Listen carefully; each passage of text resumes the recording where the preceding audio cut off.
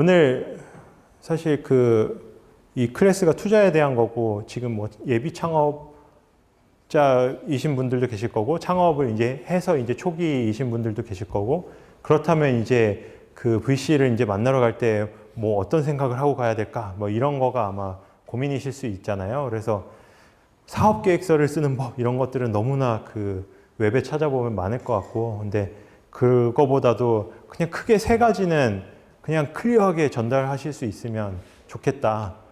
첫 번째는 푸시려는 문제가 진짜 좋은 문제였으면 되게 그 말 좀 이상한 얘기인데 문제가 좋다 뭐 좀 이상하긴 한데 어떤 얘기냐면 뭐 이런 거예요.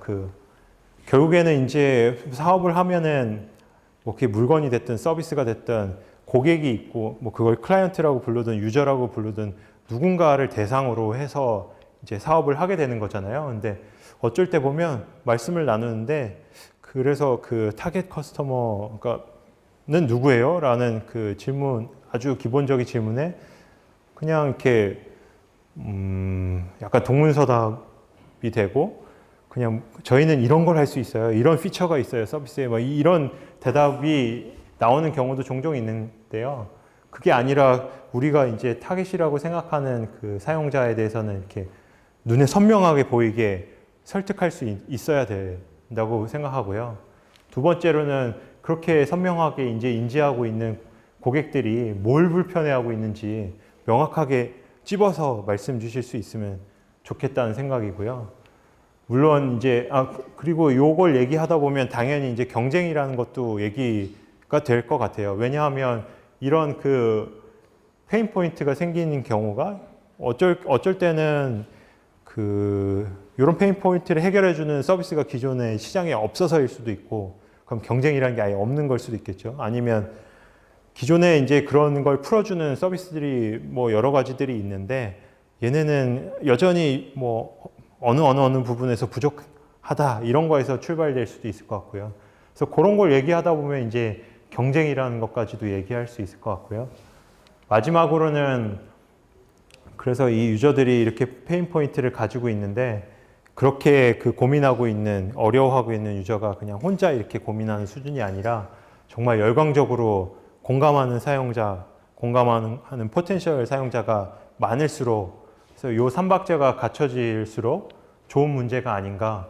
그래서 첫 번째로 이거를 굉장히 클리어하게 전달하실 수 있으면 좋겠고요. 두 번째는 아까 뭐 내 딸의 그 알림장에서 사업이 시작됐다라고 했는데 강력한 이제 모티베이션입니다. 이게 일반적으로 나오는 이제 스타트업이 성장하는 것과 관련된 그래프인데요. 잠깐 이렇게 설명을 드리자면 이제 시작해가지고 서비스를 한번 출시하면 갑자기 한번 훅 뜹니다.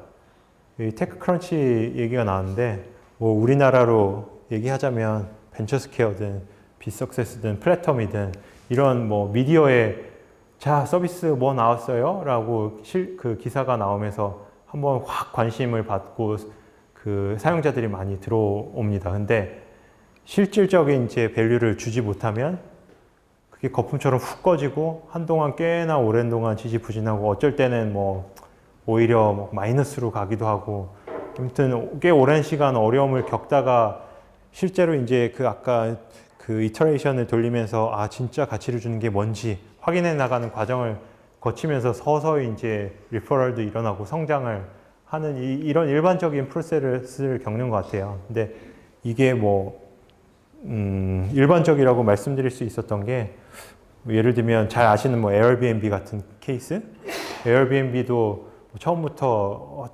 내자마자 대박이었냐 생각하면 거의 뭐 한 3년 이상은 이런 지지부진한 상태를 쭉 유지하다가 갑자기 이렇게 커진 그런 그래프를 찾아보실 수도 있거든요. 그래서 일반적으로 이제 겪으시는 이 그래프고 이만큼 이제 어렵다라는 생각이 들고요.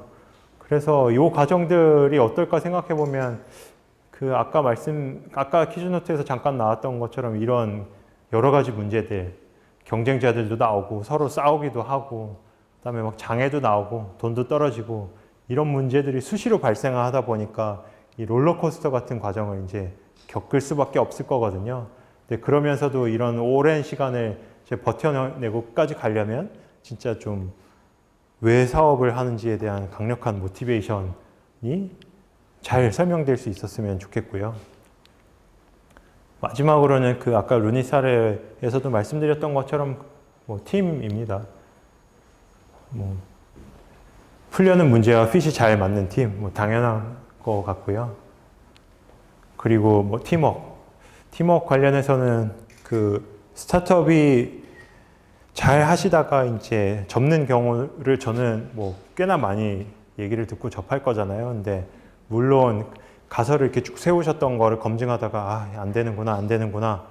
뭐 모객을 하는 게 진짜 어렵구나. 확인하면서 이렇게 사업이 끝나시는, 서비스가 끝나시는 경우도 많지만 꽤나 많은 비중으로는 서로 뭐 멤버들 간에 그 불화가 생기면서 생기는 일들이 서비스 사업이 종료되는 경우들이 꽤나 많더라고요. 그래서 뭐 좋은 일이 있을 때는 그 누가 더 떡을 많이 가져가야 되나로 뭐 싸우기도 하고 잘 안 될 때는 니 탓이야 내 탓이야를 하면서 싸우기도 하고 그러다 보니까 팀워크라는 게 또 무엇보다도 중요하다라는 생각을 하고 있습니다. 그래서 이렇게 세 가지로 말씀드렸는데 좋은 문제를 풀고 그걸 왜 풀고 그리고 이걸 풀기에 가장 최고의 팀이 모였다. 이런 스토리를 클리어하게 말씀 주실 수 있었으면 좋겠고요. 그게 아마도 그 사업계획서라고 일반적으로 쭉 목차 나와 있는 거에 하나하나 채우는 것보다도 먼저 이제 고민되어야 되는 스토리인 것 같고요. 그래서 이런 스토리가 있으시다면 언제든지 이제 저희 그 열려있는 메일 계정이거든요. 여기로 연락을 주시면 감사하겠습니다.